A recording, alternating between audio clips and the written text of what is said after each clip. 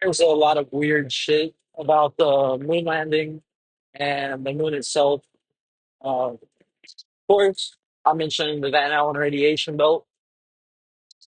Um,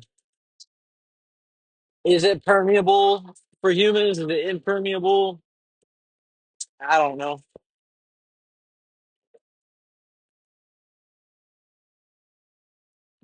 The fact that we can send people to space and they can survive there is fucking awesome.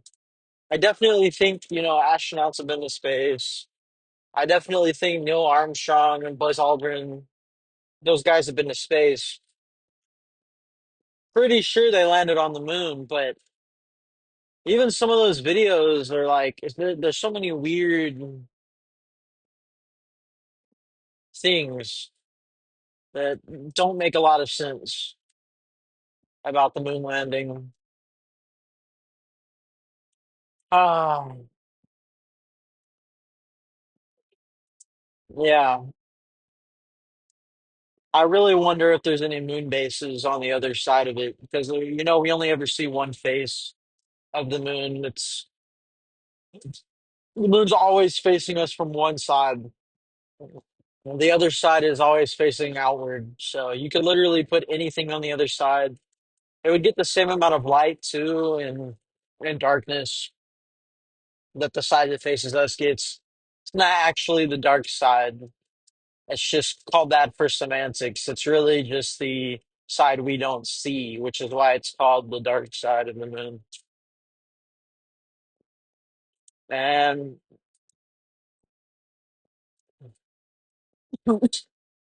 I mentioned before that like the perfect solar eclipses that we have here on Earth don't really happen to any other planet that we have observed.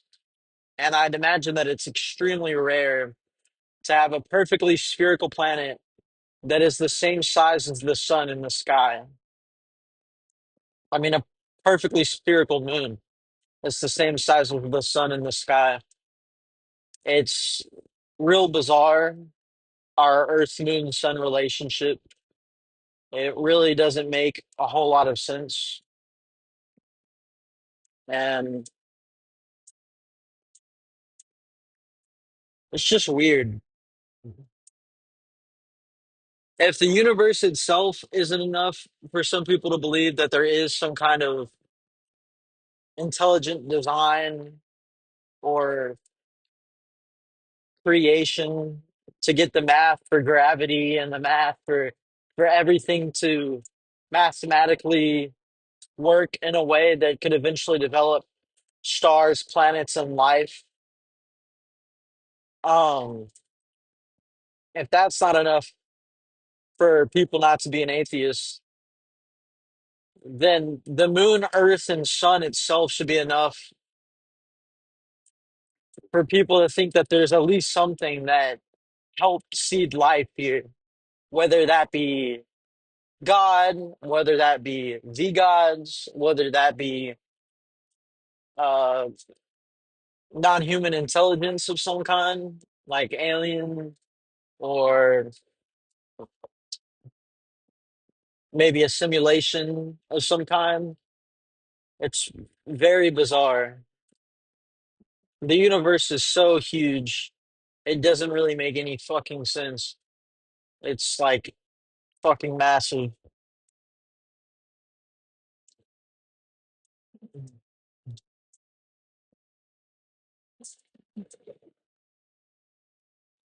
I'll circle back to the moon. I'm gonna jump over to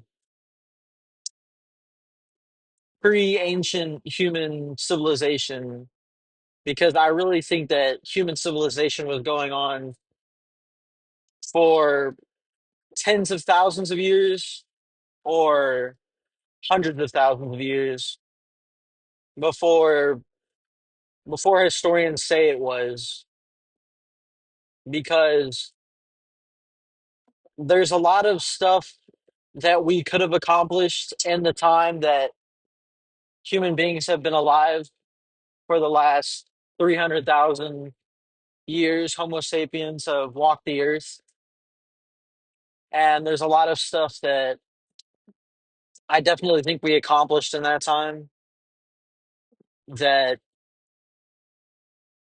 historians say we didn't, because apparently human civilization began 6,000 years ago in Sumer, or the region. And well, 6,000 BC is when supposedly we got agriculture, large group of people build working together to build infrastructure, cities, um, you know, like plumbing of sorts, walls, houses, currency, language, written and spoken. And I don't buy that. I really don't buy that. I really think that if Homo sapiens, the modern human anatomical structure, has been around for 300,000 years, which is the oldest Homo sapien remains that we have found. And then before that, there were also intelligent human-like beings that were of the Homo species that weren't Homo sapiens. Like you have the Denisovans, you have Homo erectus, you have Homo naledi, Homo floresiensis, Homo. There's a big handful, a few handfuls of Homo species that were of a similar intelligence level or less. Some say that they could have potentially had more brain capacity, but for that to be the case, I don't think so, since we're the only one that made it, that hasn't gone extinct because we either hunted them or killed them, and we planned better and thought better, not necessarily fought better, but we managed to outlive them and outsurvive them because we can adapt to any environment that the world throws at us. If it's cold, we get not cold. If it's hot, we get not hot. If it's whatever it may be, we find a way to manipulate our environment or our clothing or our food source to survive. And we do that better than any other species, which is why we have the cities that we do and the 8 billion human beings inhabiting the world. And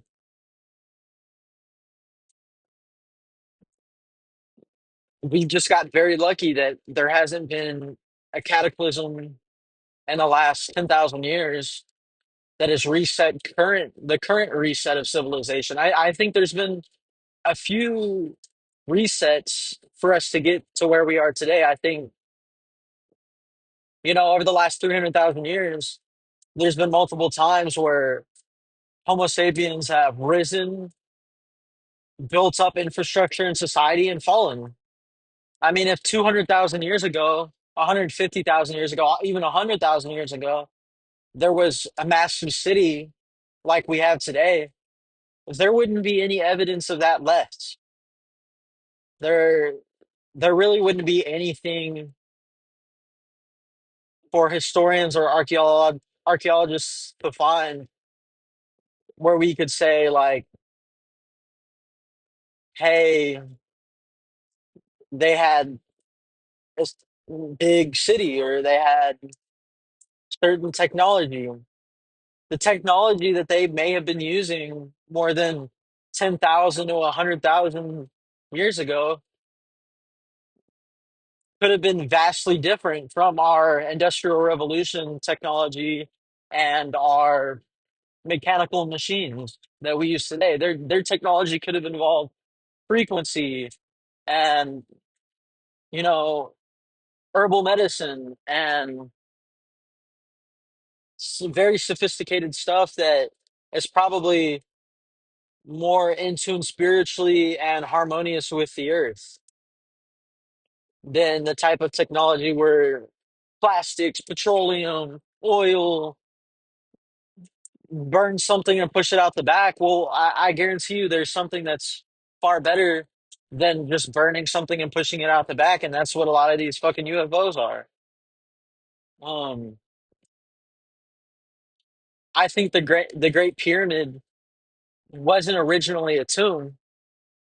It was a structure that had purpose and some kind of function to generate energy. I don't know. I don't know what the pre-ancient Egyptians, pre-Old Kingdom Egyptians, pre-end of last ice age Egyptians would have needed from it for it to generate energy. I don't know what the energy would be used for. I mean, the Bible speaks of not just the Bible, even ancient Egyptian history, almost every all over the world on every continent, there's history of beings or human beings that lived for up to 1,000 years. Is that true? Is that a mistranslation? Is that myth? I don't know, but it's everywhere, and it makes you think if that's the case, because even in the Bible it says that up until the Great Flood with Noah's Ark,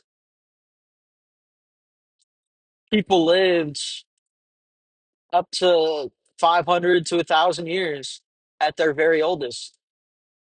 And if that's the case, people really did live that long. And then the flood reset that down back to less than 100 years. What kind of society or civilization had developed or technology had developed for them to potentially live that long if we're taking it for its word?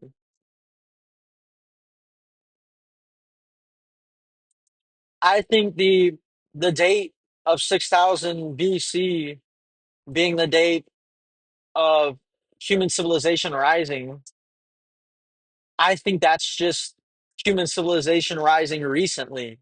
I think that is the most recent date that human civilization has begun to spring up again.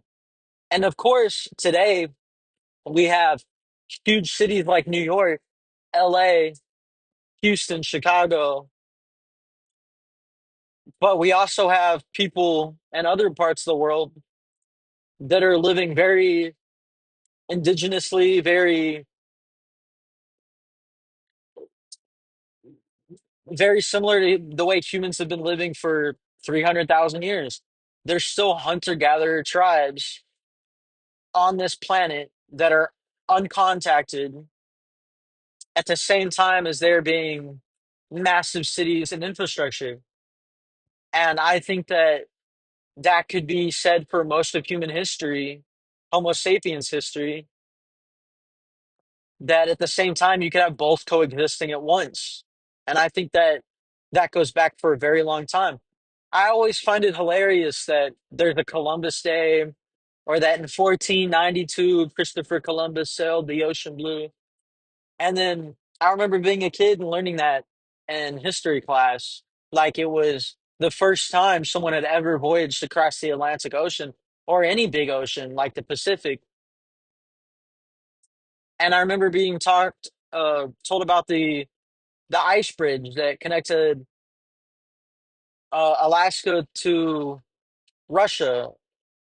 I forgot the name of the ice bridge, damn it, but I know it, but of course I don't remember it for the podcast. And that being the only way that human beings populated the Americas was crossing over this ice bridge into North America and then moving south down into South America and populating it from there. What's weird is there's more evidence of older human civilization and older human inhabitation in South America than there is North America. And that could be because of the end of the last ice age. The entire North American continent was flooded because of the Laurentide ice sheet that rested on where Canada is and parts of North United States. All of that water is, all of that ice is gone now. And it killed off the remaining mammoths, the North American lion, which is bigger than the African lion, the short-faced bear, which is bigger than the grizzly or polar bear. We had the largest land mammals out of any continent right here in North America. And all of those mammals are gone. 70% of the megafauna, which is large mammalian species of, I think, over 200 pounds or more, were wiped out at the end of the last ice age. And we coexisted with them for tens of thousands, hundreds of thousands of years. And to think about that, that's kind of scary. I mean, imagine running into a giant sloth or a mammoth or a saber-tooth tiger or a North American lion or, God forbid, a short-faced bear. That would have been, ooh, that would have been scary. Honestly, so many things had to have gone right for North America to be populated and grow as a civilization, and for the rest of the world to grow as a civilization. A lot of the animals that we coexisted with that were probably making it really hard to thrive are now mostly extinct. Now it's just, most of the animals that we have to coexist next to are just herbivores or just, food for us. There's no really any animals that we're food for anymore. And that worked out. The planet warmed enough to where we could feed such a large population. That worked out. There hasn't been a massive global cataclysm like there has been at the end of the last ice age and every few thousand years before that. And we've gotten extremely lucky. And there's also, back to the moon, there's ancient cultures, there's a few native tribes, I think in North America and elsewhere, that talk about a time before the moon, a time when the moon wasn't in the sky. And if that's true, if somehow the moon did just appear out of nowhere, maybe was put there, which would explain how perfect it is with the solar eclipses, the size, the density, the just everything about it that makes Earth so habitable. If anything makes it past Jupiter, well, then we got the moon as our little catcher, and then if it makes it past the moon, then that's really it. But our climate is so stabilized and so perfect.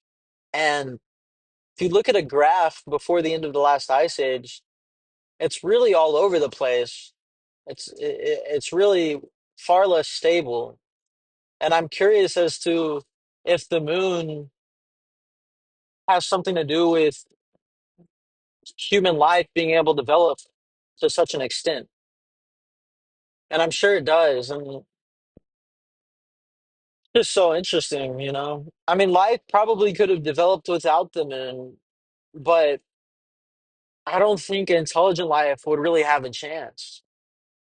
And maybe there was a time before the moon. I mean,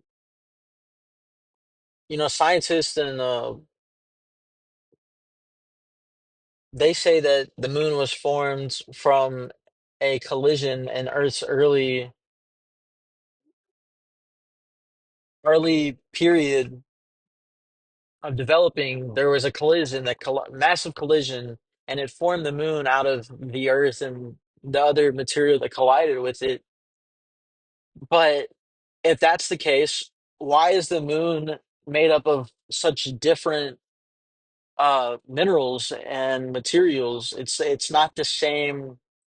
It doesn't have the same stuff and rock, and it's not the same density.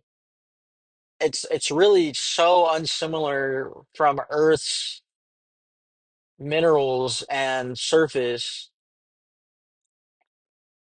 and it's so much less dense. Then how could it have been formed out of the same material that Earth was forming out of if it is made up of different material?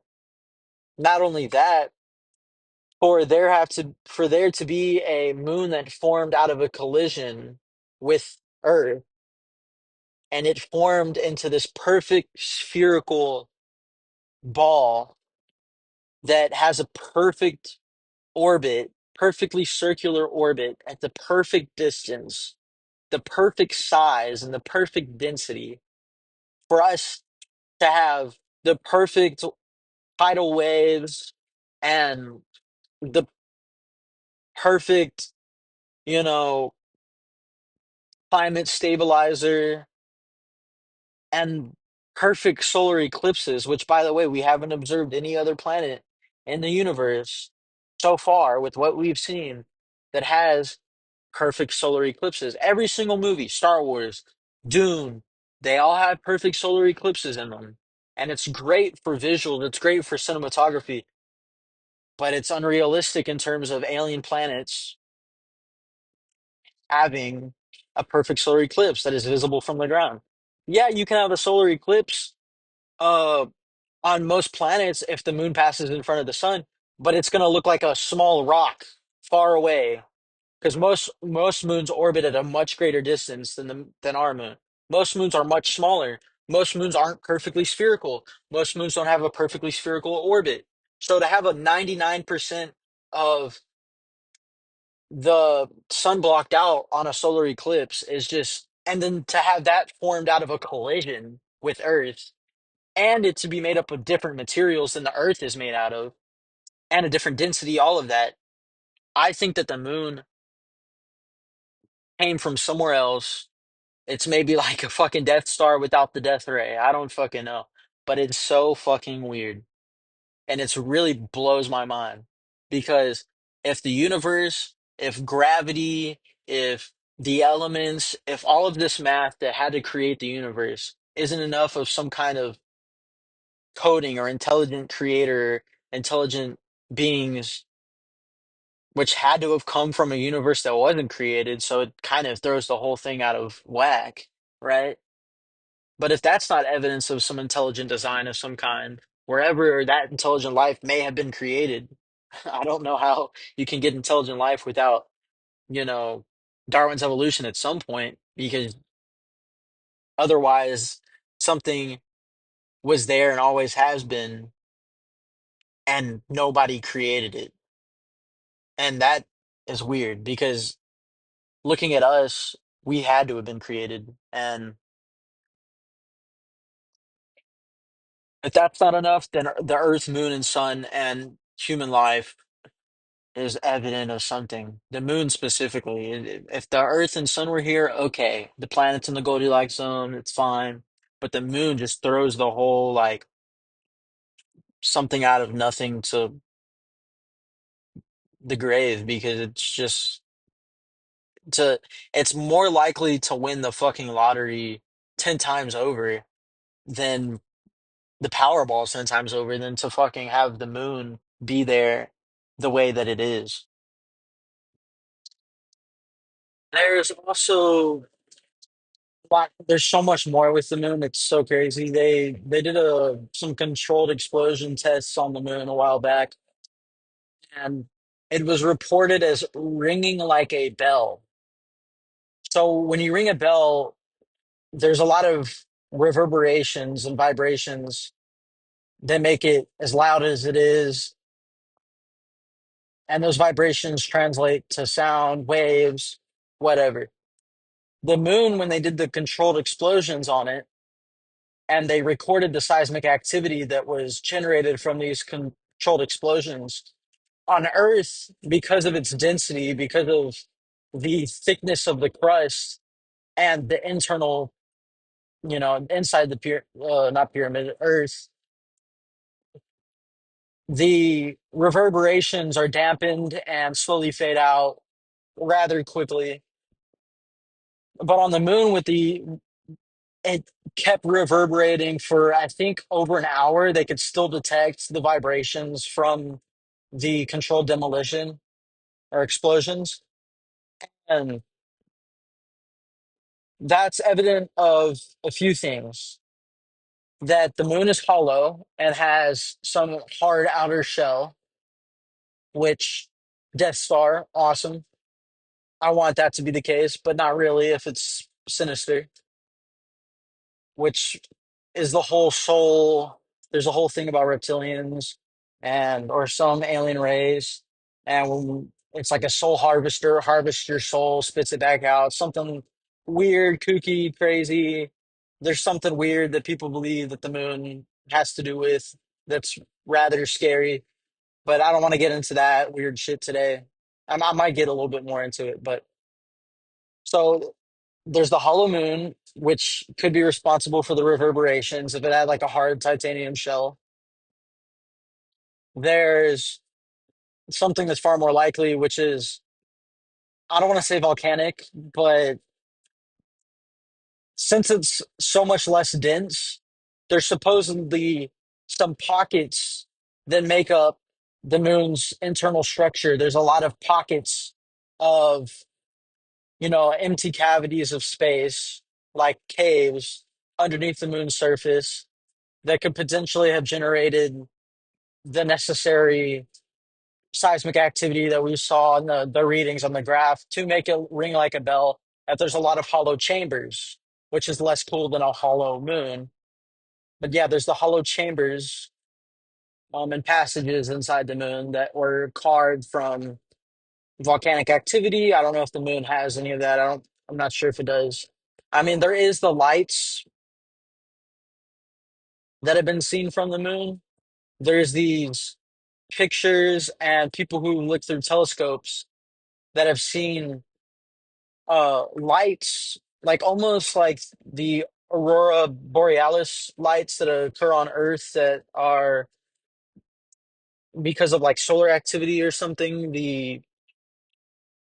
The pretty colorful sky. I forgot the whole science behind that, but it's like they explain it that way. They explain that it's gas being released from holes or and then it's giving off light, which is a good explanation for the lights that have been found to be coming from the moon. That's the whole thing. You can look up the moon lights, and there are lights that have blipped in and out on the moon surface that are small and multicolored. They've occurred like reds, greens, blues, maybe yellows, purple, which is it's very interesting. Um, yeah, and there's also so there's the hollow moon, there's the hollow cavities, and then there's the it being less dense means that it's there's a lot less material to dampen the vibrations. So you're gonna get more variations on the seismograph. You're gonna get a lot more reverberations if you do the controlled explosions that, you know, where the moon was reported to ring like a bell. It didn't actually ring like a bell, it didn't make noise. It's ringing like a bell as in that's, how much it vibrated on the graph. The reptilian moon, I don't want to say theory, but conspiracy is I like to keep my podcast like relatively grounded in like science and geology and history. Like when I talk about stuff, I don't normally just talk out. I mean, sometimes I talk out of my ass, but for the most part, I'm pulling from like studies that I've read or experts in the field, like geologists like Randall Carlson, um, people that have done a lot of archaeology and history and compared ancient sites and their architecture and even architects, engineers, and I mean Christopher Dunn is an engineer for Christ's sake, and he thinks that the pyramid was a power plant or energy generator or electron harvester is the word he uses, which and then repurposed as a tomb or a monument by later Egyptians, who were the supposed Egyptians that built it. But like I try to pull from like facts, I don't just try to be like, oh, I think the moon landing was a hoax because it's fun, or I think the Greys are here because there's no real evidence. I just think the Greys are here, or I can go on and on. But the reptilian moon thing, I don't really have anything for this other than that I've mentioned the moon is weird. It is, in fact, weird. It's like no other moon we've looked at, and it has a lot of unique properties. And that could lead me to believe that something brought it to us. It came here from far away. I don't fucking know. I don't know how you'd move a moon, but there's something weird about it. And I don't want to say the moon's sinister because I love the moon, but there's some people who think that reptilians are real. Not sure if they are. Weird correlation to serpents and every culture and them being demonic in nature, like Adam and Eve and the serpent, the snake that coerced Eve into eating of the fruit of the tree of knowledge or whatever. There's more stories than that, but that's one that most people are familiar with, so I'll just use that. And there's beings and many different ancient sites. There's human beings or perceived to be beings that are of God have godlike qualities, and they're depicted with wings, which means that this being came from the sky. If you see ancient art that doesn't have any writing, it's just all pictures, and you see a man dressed up as a bird with wings, the only thing that I can think that that may represent is this is someone who came from the sky or the heavens. And then if I see a man dressed up in a fish costume, which these exist in Sumerian art, then I can assume that this man came from the sea by boat or from beneath the sea. And then there's the reptiles, which are depicted throughout all of these. And even dragons are winged reptiles. And if you go back far enough, maybe that's a reptilian descending from the heavens. I don't know. I'm just kind of throwing shit out there that I find interesting. But there's people who believe that the moon harvests souls.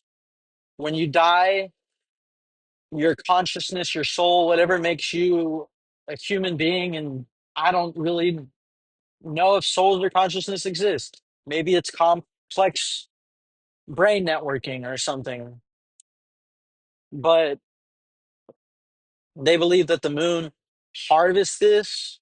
They harvest it for energy. They like consume you, and then they spit you back out. I don't, and you back down on Earth you go.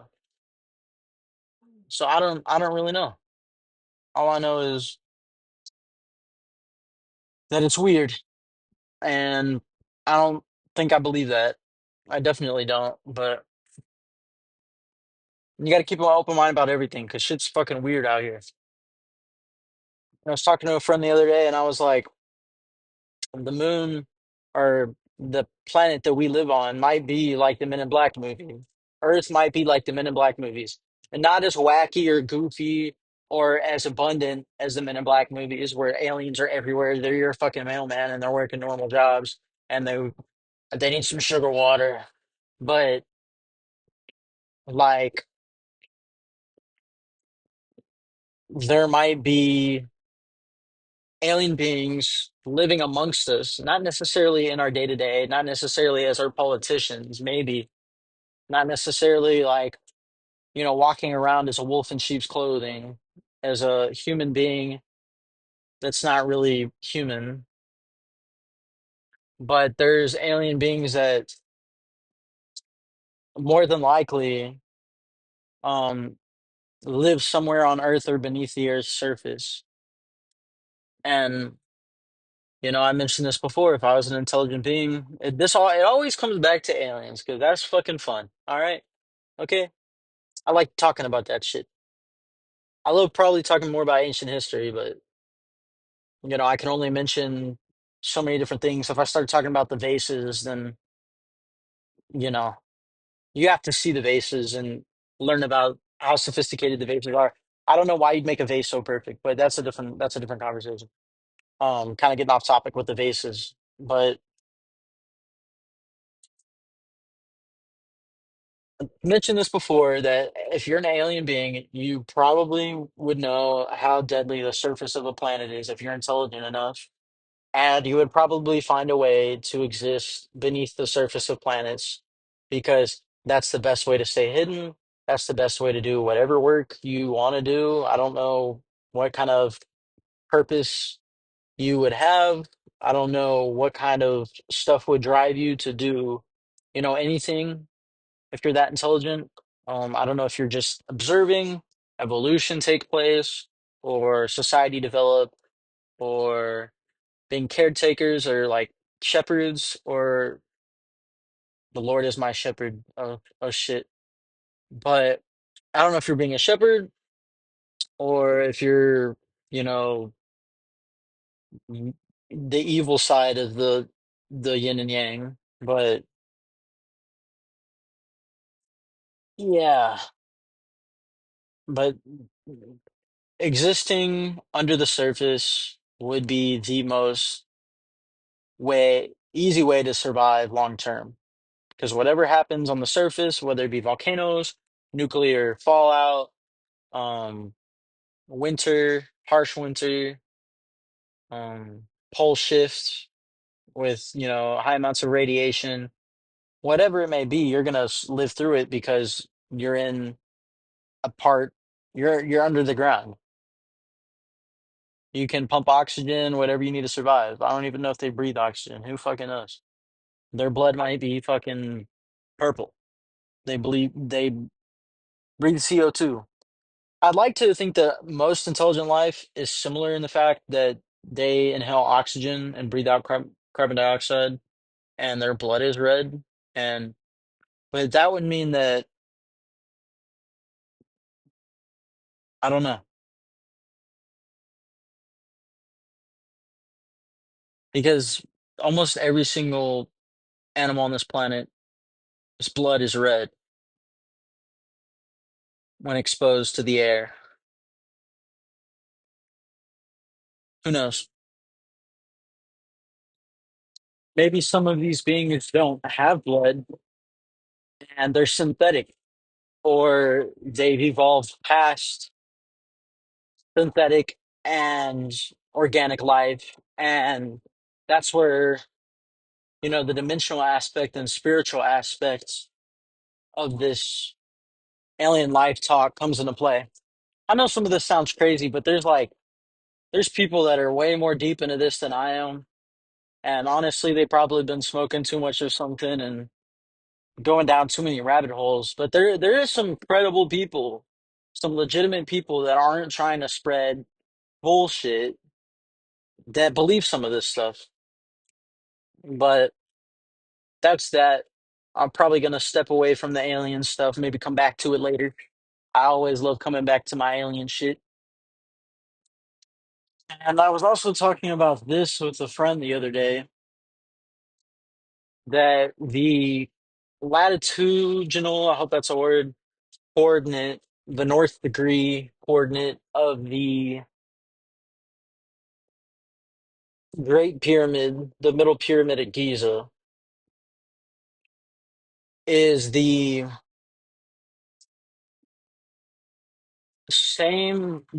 coordinate, the dimensions, or not the dimensions, the coordinate, the north degree coordinate, damn, is the same as the speed of light. So it's something like 29927, and then that's the coordinate, something like that. And then the speed of light is 2992, well, it's like 299 or 292,000 something meters per second. It's the exact same. even the decimal place, the coordinates are for the pyramid and then the speed of light, which is really interesting. The fact that the speed of light is the north coordinate of the Great Pyramid. I find that very interesting. And then another thing is if you take the Earth's dimensions, the spherical Earth, and then you convert that sphere into a pyramidal shape and then scale it down like 43, 200. I forget the number that they scale it down from, but that specific number has a lot of importance in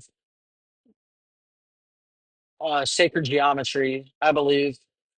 Not very sure about it, but when you scale down the Earth from a sphere and then shape it into a pyramid, the Earth, the pyramid makes up the Earth's dimension scaled down by a certain amount.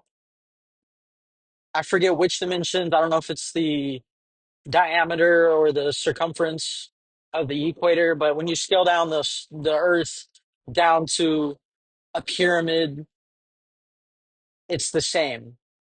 So it's like they were making a scale replica of the Earth in a pyramidal shape.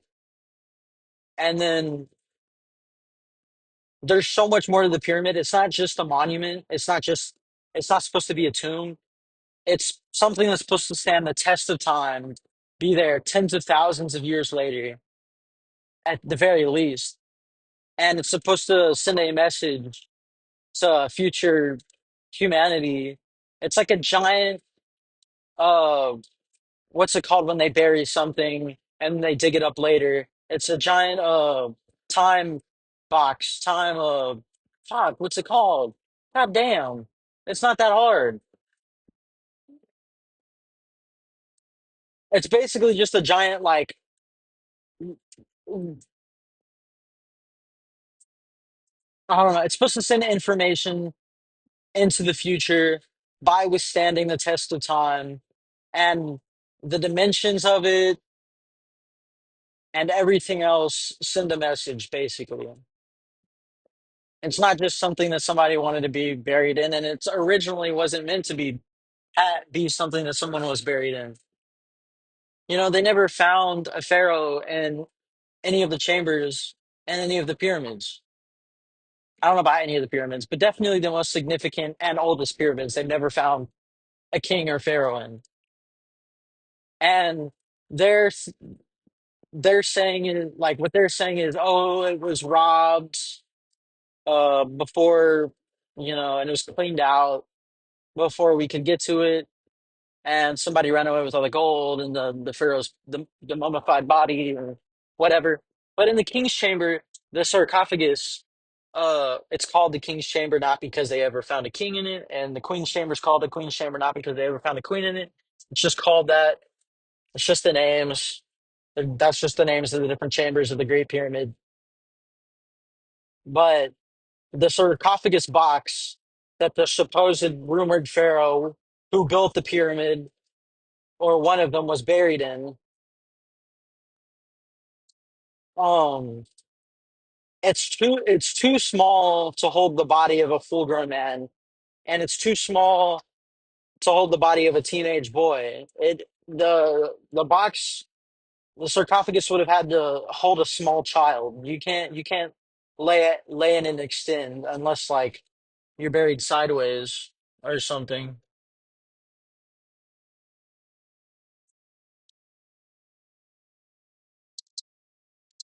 The water erosion around the Sphinx enclosure, uh, looked at, I believe, by John Anthony West, Robert Schoch, and I think maybe Randall Carlson, and a few geologists, indicates that the Sphinx enclosure itself, where the Sphinx is located, is far older than historians say it is.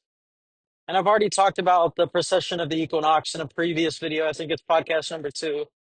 And how this 27,000 year cycle of the constellations, um, in the night sky how the last time the lion, the Sphinx, which originally was a lion, the body's erosion is there's far more erosion on the body of the Sphinx than there is on the head because the head was recarved after the lion's head was already so far eroded that the old kingdom Egyptians carved the lion's head into a pharaoh's head, and that's why it still has the giant body of the heavily eroded lion, and then the less heavily eroded, other than like the nose and a few other features of the pharaoh. That's a lot smaller. And the last time that the lion's head and the lion's body would have been staring at its own constellation in the night sky would have been 11,000 BC, I think, which is the end of the last ice age, or 11,000 years ago, 12,000 years ago.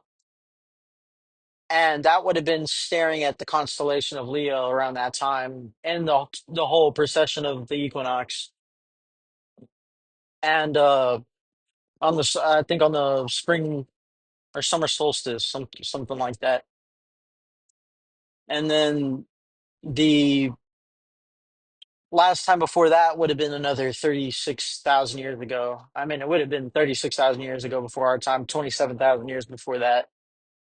And that's when I think it was constructed, either 11,000 to 12,000 years ago or 36,000 years ago, which would be indicative of the erosional water erosion patterns.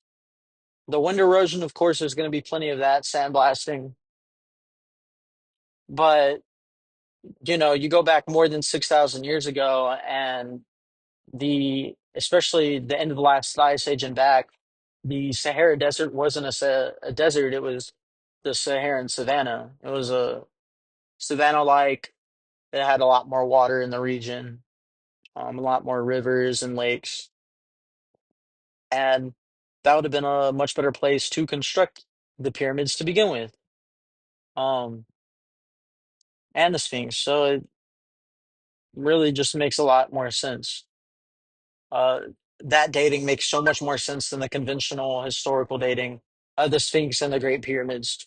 Of course, the Old Kingdom Egyptians around 3,500 BC, 3,000 BC did construct pyramids, but they're much less sophisticated. The blocks are a lot lighter. They're not hard. They're not granite blocks, and it's all crumbling right now. Like the mud brick pyramid, for instance, they're less old and they're not withstanding the test of time like the older ones.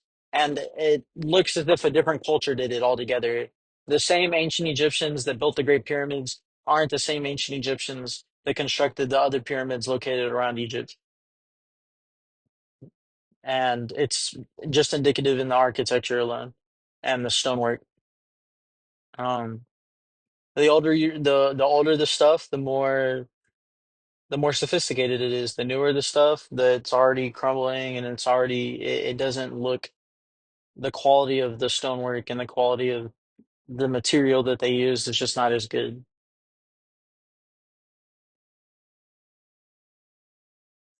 And of course, again, we see this all over the world with almost every ancient site is repurposed and reused by later cultures and is attributed to those later cultures. I talk about all of this in previous podcasts, but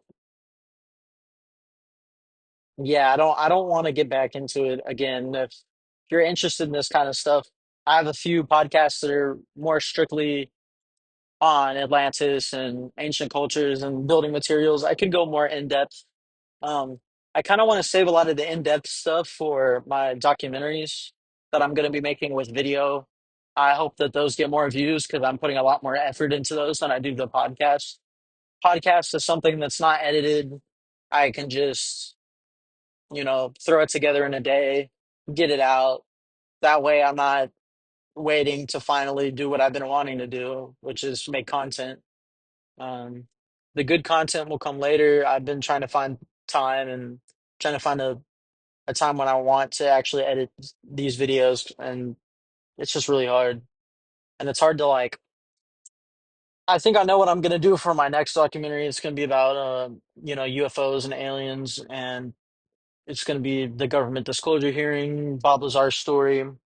A lot of the stuff that is more, facts based and believable than, some abduction stories or some BS.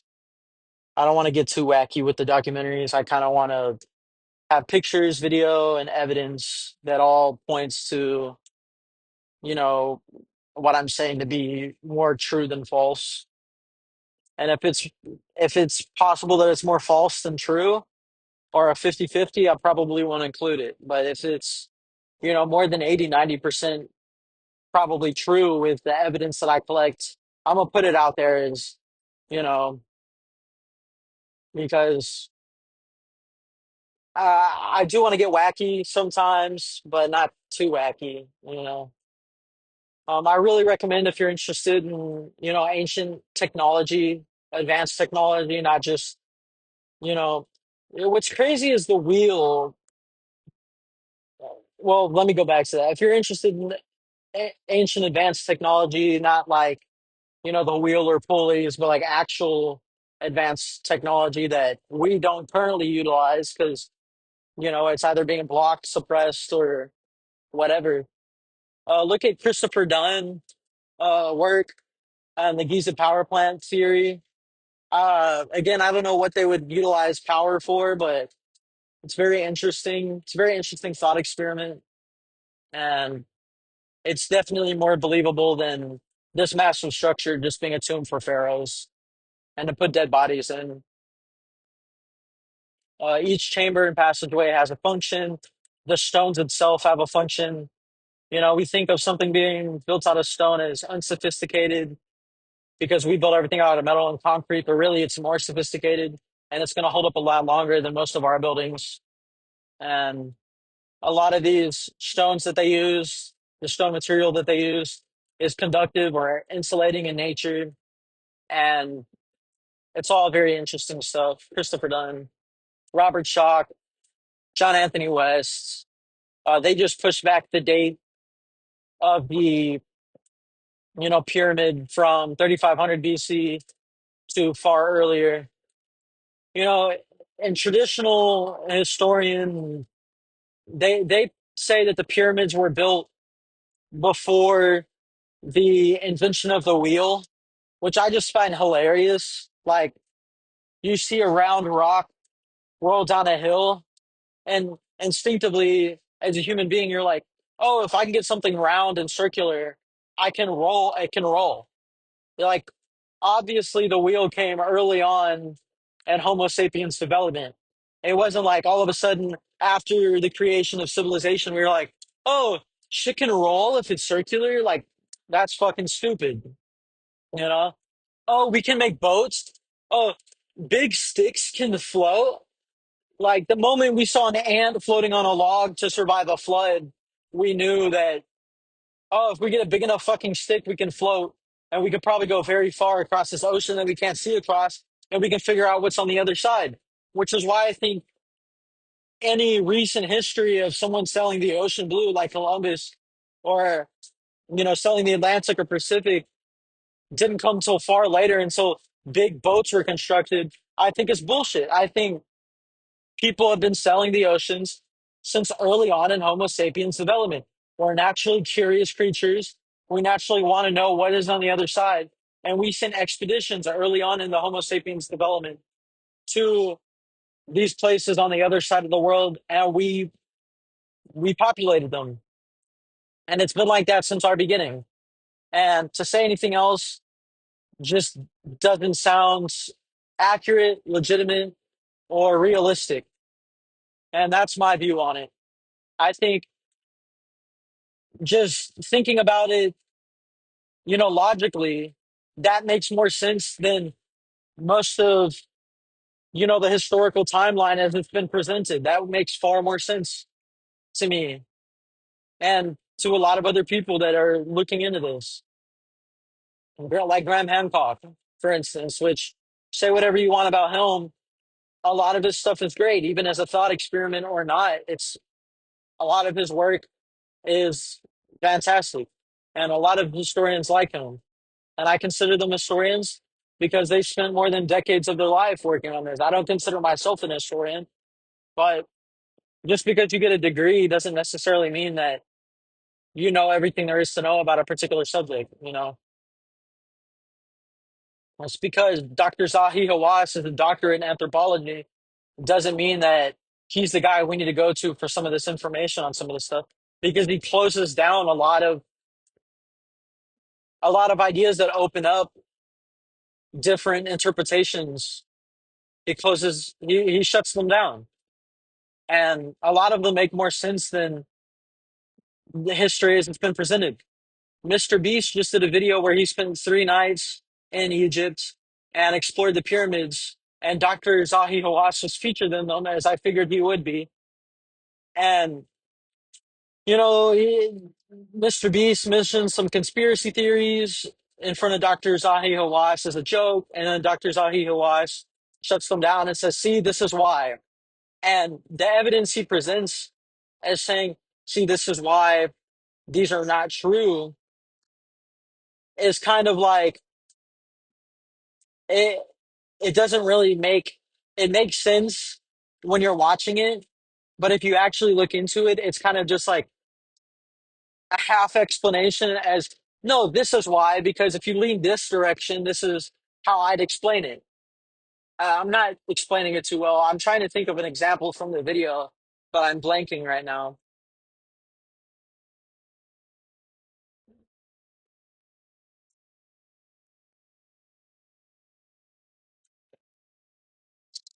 Circle around back to that, but the a lot of people, I mentioned this before in a previous video, but they think that the Ice Age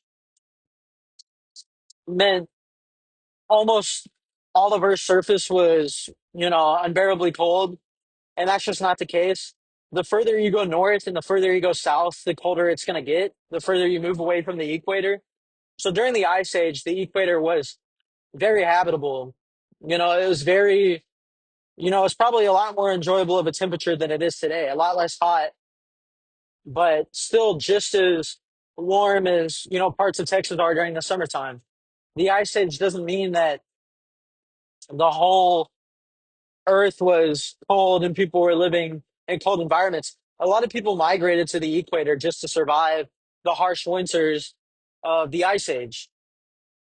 And, people were like, well, how could you have constructed something during the last Ice Age and it had a civilization thrive? Easily. You could have easily done that where Egypt is located and other parts and other magnificent sites like Machu Picchu and other places where we find these amazing structures that are probably far older than they're saying they are. Because you can't carbon date stone. Stone is as old as the earth itself. You can't carbon date it. It doesn't contain carbon, and it doesn't contain a life cycle of life, death, and fossilification. Um, like you can carbon date wood, and if you find a wood around the site, you can say, okay, this is how old the site is. If you find human remains around the site, you can say, okay, this is how old this site is. But there's certain instances where carbon dating is just inaccurate. Carbon dating is very accurate way of dating a site, but only if you're dating the oldest material. And I don't think that's been done in places like ancient Egypt, where most of the carbon material was probably pillaged, and almost all of the stuff when later Egyptians came probably wasn't even there, or they took it themselves. Like the Pharaoh. The Pharaohs probably raided some of these pyramids. They didn't raid them after the pharaohs died and were buried in them. These were probably raided before, and that's even if the pyramids had contained anything. There's certain areas where there may have been slots um, for certain aspects of the pyramid that help generate the supposed power. There's certain slots in the Grand Gallery that maybe contained a residence chamber. Residence. It was like a residence chamber, according to like Christopher Dunn. And these would have helped reverberate the sound up through the Grand Gallery, and I think into the King's Chamber. I don't know. There's so much science involved and engineering involved to it, and it's such an old technology that we haven't reinvented, or maybe we're close to reinventing with Nikola Tesla by ionizing the lithosphere, the ground, and the atmosphere, and making a complete circuit with the ground and air instead of using wires to transmit electricity vast distances and cabling. You can supposedly transmit electricity by using the atmosphere and the ground itself and making a complete circuit that way. Just like you have a, a closed circuit in science class, and you flip a switch and the light turns on because it's closing the circuit, and then the open circuit, the light turns off. Well, with this circuit that uses the air and the ground to transmit the electrons or whatever. I'm no fucking scientist, but supposedly it's a open circuit until you put something in the ground. You Once you ground it, like a light bulb, you stick a light bulb into the ground and it's grounded, then it forms the closed circuit. And that's exactly what Tesla did with his Wardenclyffe Tower, I believe it was called. And of course, it was shut down when after he got funding to build a transmitter to transmit, signals from the United States to Europe for, I believe it was, man, what's the damn entrepreneur's name, the businessman? Oh man, why can I never remember names? Um, some businessman, some rich, wealthy businessman, one of the more famous ones in American history, owned a lot of oil, owned tree plantations, owned a bunch of stuff, copper mines, almost everything this man owned. Very easy name to remember too, and I can't remember it. But he gave Tesla funding to build this tower to transmit information, signals, to communicate with Europe from a vast distance, basically a like a cell phone tower of sorts. Um, and when he found out Tesla was making a new form of energy transmission, not necessarily maybe free energy, but a new source of transmitting energy wirelessly, Tesla shut it down because he had rubber plantations where he could get rubber and copper plantations where he could get copper wiring, and not copper plants, copper mines. And this new need for cables to transmit electricity vast distances meant that he was going to make a lot of money doing this, and so he shut Tesla's work down, and he cut his funding, and then he eventually had to shut down. And Tesla's responsible for over 70%, 80% of the technology we have today, and this was his biggest project. This was the thing I believe he was most obsessed with, was doing this. I mean, Tesla coil, it like ionizes the air, and same thing happens with lightning. Like lightning is the clouds and the well, not the clouds. It's more I can't explain lightning right now. Fuck, but it strikes the ground because the ground is a it makes a complete circuit between the sky and the ground, and it sends electricity from the sky to the ground. There's obviously a way that that happens that I can't explain right now, but Tesla was doing the same thing, except he wasn't going to fucking shock everybody, I don't think. And I believe this is what the pyramid did. It transmitted through the quartz crystal using the piezoelectric effect and the vibrations that, just like when you squeeze the barbecue lighter, you're sending a vibration, you're squeezing that crystal, and it's producing a spark which ignites the gas, which pushes out the flame. It's doing this with the rose granite in the pyramid, which makes up most of the pyramid, is a conductor. And when there's pressure applied to this granite, it can generate a similar spark, and there's a whole fucking ton of it. And then the limestone insulates this, and it transmits it up through the stone from the king's chamber, which is located in the center, the most upper chamber, and it's located in the center. And it transmitted up, and then supposedly that gold capstone would have been an amazing conductor.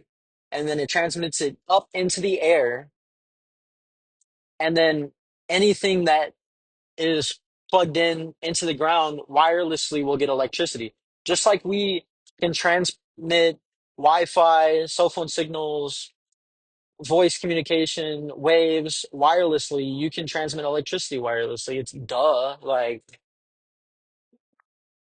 and there's forms of free energy. Like we could power all cars without electric cars, without a battery. We could power cars without a battery. It wouldn't need uh they wouldn't need fuel, and they wouldn't need, you know, to be charged with fuel or coal. But obviously, the oil industry and coal industry are huge industries, and that won't happen unless something changes. Everyone on the planet could have free electricity, free energy, but they can't because of greed.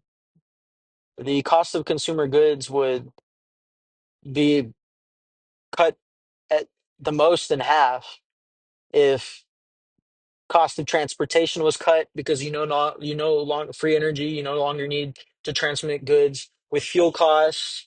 You no longer need, like, fuel is an unnecessary, costly issue when it comes to transporting goods to consumers. When it comes to powering the lights in your home from the coal plants, you know, if you got a free electric bill for your Target, and the trucks that are transporting the goods to the Target don't use any gas or oil,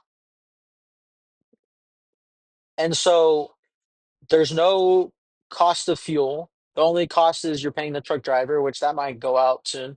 Of course, they'll keep the oil, they'll keep paying for the oil and keep the oil money, but they won't pay the drivers to transport the goods, but because they'd rather have self-driving shit. Of course, these companies would, but that doesn't affect the oil industry because most of these will probably be running on oil in some shape or form, whether it's an electric car or not, or coal. And it's just crazy because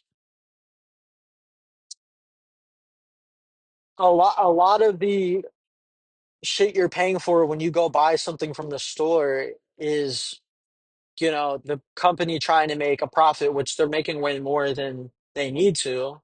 The Honestly, they could drop the cost of good and still make quite a bit of money, but they won't. But they could definitely drop the cost of goods if they weren't paying huge electric bills and huge transportation costs. Um, I mean, how much fuel does a semi use? Probably a fucking lot. So it's just crazy. It's so crazy. The world runs on oil. People say, well, if you cut the oil, then, well, the people lose jobs, or you can't have a society function without oil. Man, new opportunities would open, and oil is not necessary. And also, I don't think that there's a limited amount of oil. I think there's pretty much an unlimited amount of oil. I don't think we'll run out of oil anytime soon. I feel like that's bullshit. Um, Fossil fuels are supposedly non-renewable, but I think there's an abundance of it. And I've also heard it's from decaying organic matter. I don't know if I buy that. I've heard otherwise, but that's probably true. I also feel like the argument that fossil fuels are like non-renewable or there's like a finite amount and will run out by the year, whatever. Um, I feel like that's said to increase you know, the like the price of oil and gas.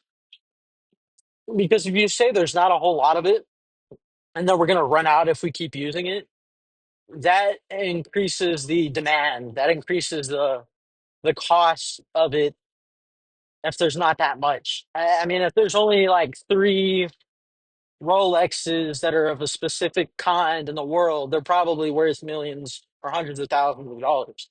You know, same thing with oil. If there's only so much oil, then of course you can increase the price of oil and gas, which never goes well. And it's hard for people to live and survive when oil and gas is up.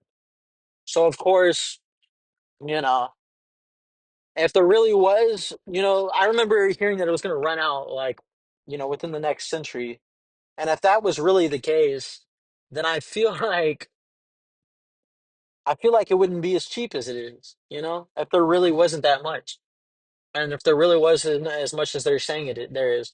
Also, the United States hasn't even tapped into a large percentage, probably like 90% of its oil and gas. It hasn't even tapped into those reservoirs. Same thing in different parts of the world. There's untapped oil and gas or oil that's just sitting underground that nobody's touched. And think of all that profit that's there, They probably don't open up those reservoirs because then oil would be cheaper than water. If you're pumping out of the Middle East, you're pumping out of Houston, you're pumping out of Russia, you're pumping out of all of these different places, and then you open up a new pump to pump out of, that's just going to drive down oil prices. It's like printing more money makes money less valuable. If there's more oil being pumped, the oil is less valuable because there's not as much of it.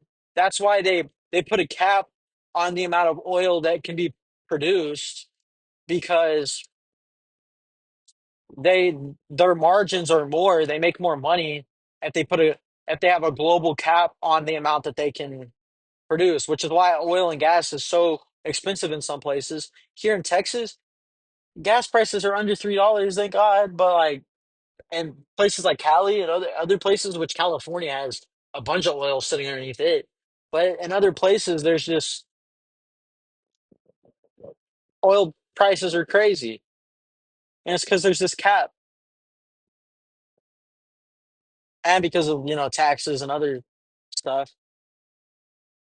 Don't even get me started on I'm jumping all over the place or whatever. And I'm probably not going to come back to aliens on this podcast. So, you know, I might. I don't know. I'm going to be wrapping it up here soon. But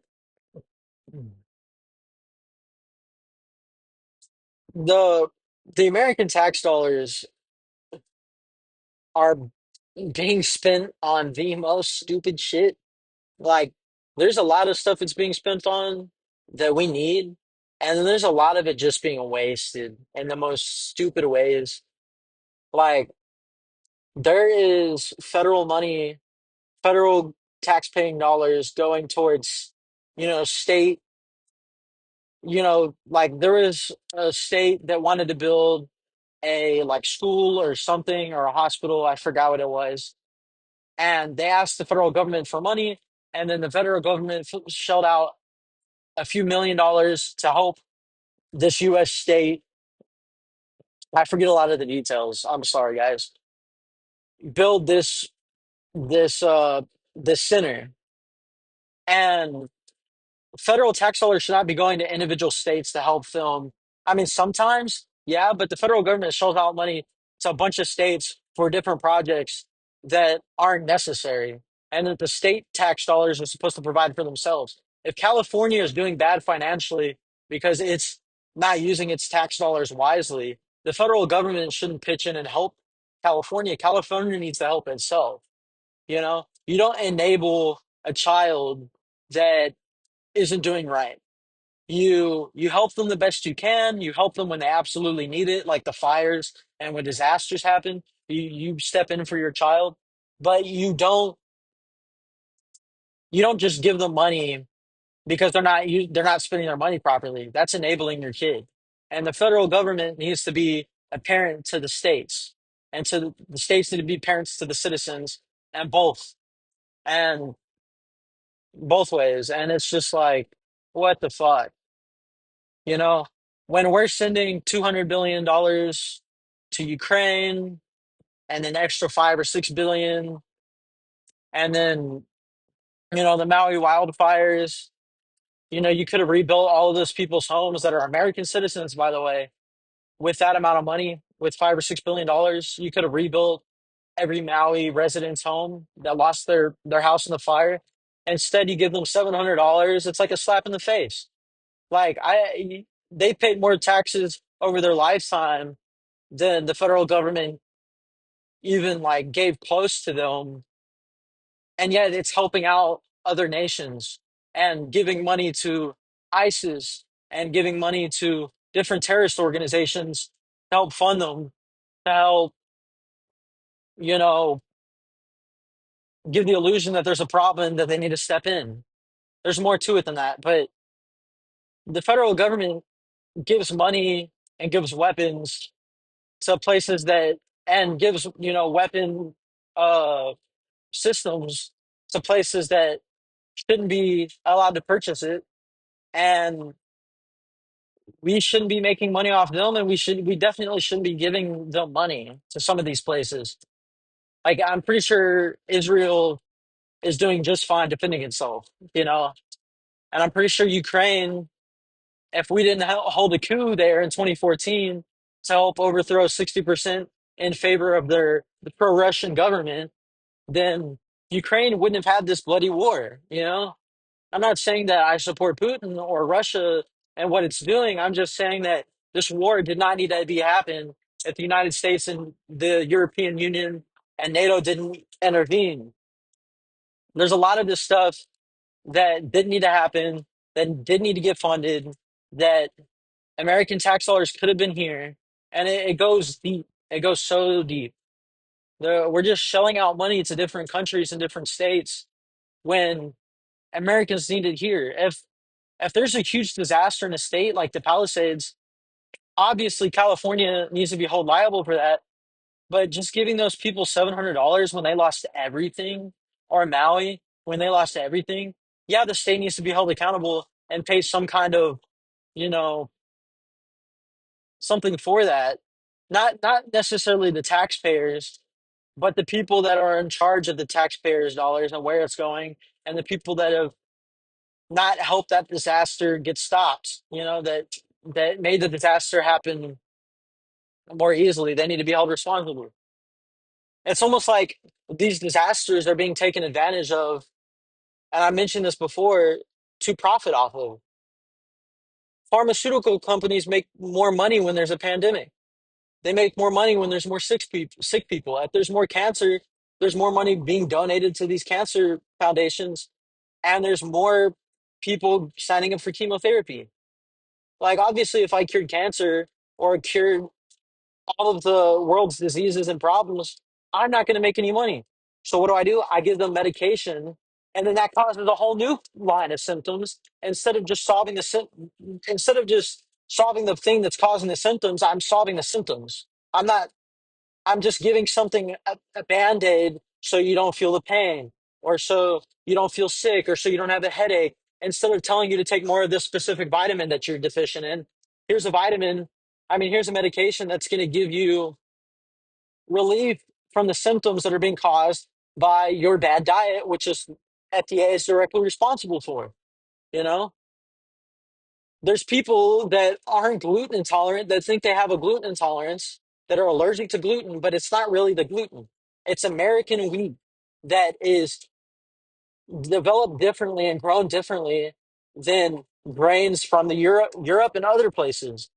We have different grains in here that have been genetically modified to yield more crops, and it's affecting the human gut. It's affecting.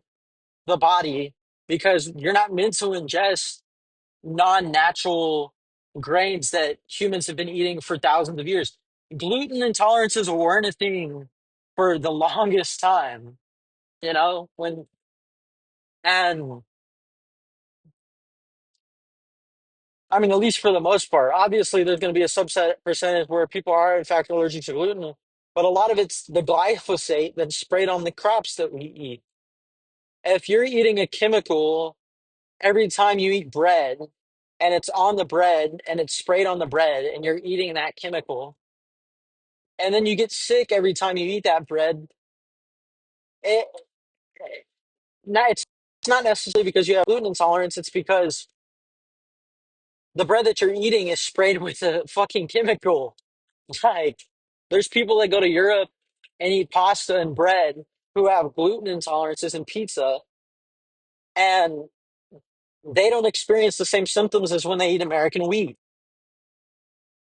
And it's just like, oh my fucking God, we have yellow six and blue fucking whatever and red 40 and glyphosate and BHT and fluoride in the water, which is a neurotoxin that affects, child brain development. And that's probably why I sound so stupid in these damn podcasts. I feel slow as fuck because I've just been drinking tap water. And even a nice filter doesn't filter out the fluoride.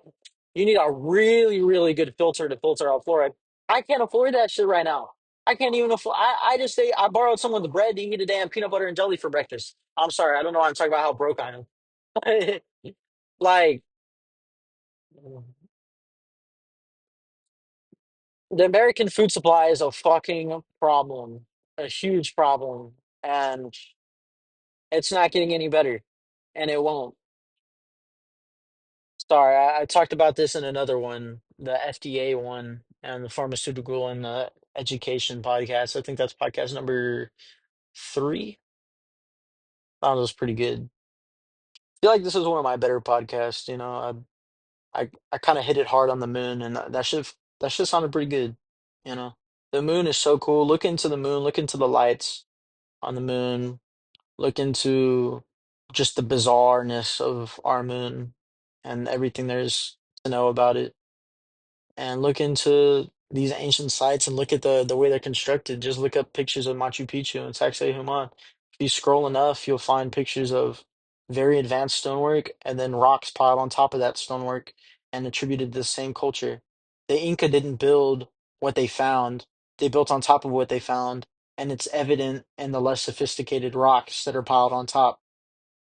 Civilization reset kind of fucked up history. These sites being re-inhabited and then attributed to the culture that re-inhabited them fucked up history. It's all very interesting. And and the reason I'm so obsessed with ancient history, it's not as boring as a lot of people think it is. A lot of people don't care, you know? A lot of people don't want to look into like the pyramids or ancient history because it's like, oh, it's just a bunch of old shit. They were inventing the wheel and like no, they had technology superior in different ways to ours because they were experimenting with a different aspect of it, like frequency and sound and a spiritual aspect to it. It's all very interesting. You go in some of these chambers and you hum a specific tone and the whole thing vibrates and your chest cavity vibrates. And it's a reverberation chamber and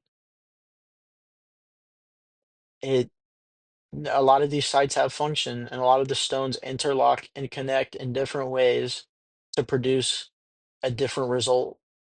I mean, if you look down at some of these ancient sites, they look like a giant circuit board. You can look at the connection between ancient sites and circuits, and it kind of looks like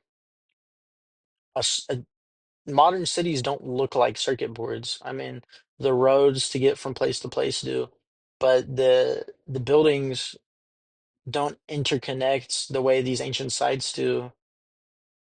I, I'm sure that a lot of these ancient sites they had some kind of circuitry involved in them on a massive scale that obviously if you're going to build a circuit back then and you needed a lot of power output or whatever it may be, you have to build it big because they didn't have, they weren't using silicone and transistors, and maybe some of these sites have massive transistors in them. I don't know. But yeah, so I sounded stupid. I sound stupid in a lot of these. I'm sorry, guys. I don't fucking know. I'd be kind of distracted during the podcast that I forget a lot of stuff and I say a lot. That's part of why I'm doing this. I'm trying to be a better speaker, and I feel like I'm getting a little better with each podcast. So, if you got this far, thanks for listening. I appreciate it. I love you. If you watch this whole thing, dead ass, um, go check out my other ones. I want to have a guest, and if you feel like you and me could carry on a conversation literally about whatever, it could be some goofy shit. It doesn't have to be always intellectual stuff. I want to have some more comedic, funny podcasts. I don't want it to be all serious. So if shoot me an email. It's in the description, the thought reaper at gmail.com. And leave a comment. Let me know what you think. Let me know what you'd like to hear me talk about. Um these videos or these podcasts go live on Rumble about an hour ish earlier than they or a few hours earlier than they do on YouTube. So if you're on YouTube, go, to Rumble. I make more money on Rumble, so I figured why not post there first. And yeah, and I have a lot more people viewing my stuff on Rumble. It's really great. I love Rumble so far, and I appreciate everyone who watched this. I really like appreciate it if you watch this whole thing. Like, please like it and subscribe if you want to hear me talk about more stuff. I have a lot of interesting stuff to talk about. I spent like a couple years of my life just stoned and looking into stuff I found interesting, and I gathered a lot of information, and I try to stay away from the bullshit. I mean, there's a lot of stuff like flat Earth and stuff that isn't really scientific. I mean, I see the appeal. I see why people believe some of it because you can twist and word something in any way, but you can't get away from actual physical evidence, pictures of erosion, pictures of architecture, and the moon stuff. The moon is just so fucking cool. It's so much more cool than people realize. The fact that these ancient cultures were observing the universe the way that they were in the night sky, so cool. Thank you again for watching this whole thing. I love you. Check out my other videos. If you found this one interesting, I think podcast number 2 on Atlantis and all that um, will be quite interesting for you. I jump around a lot. I'm trying to get better at making it much more, sequenced. I'm trying not to jump around all over the place, and it's a lot harder when you don't have a guest. Um, so please, if you want to be on my podcast, it's kind of, I don't know why I'm saying that because, you know, I don't know if anybody would want to be on my podcast, but if you do, I appreciate you. Appreciate you for watching. I hope you learned something from my podcast. And if you haven't, I hope you find the shit that I find interesting too. And we could so talk about that on a podcast. And it can be over the phone. So just let me know and goodbye.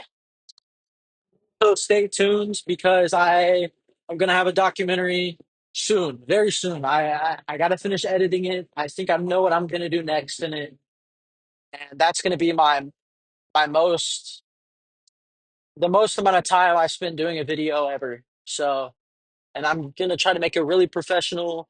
I don't have Morgan Freeman's voice, sadly, but I'll try to maybe do some kind of documentary voice for it. It's probably gonna be a little silly, but if you know my real voice, because I'm not gonna do the whole podcast in a fake voice, but I might do a fake voice for the documentary. I don't know yet. But thanks. Bye.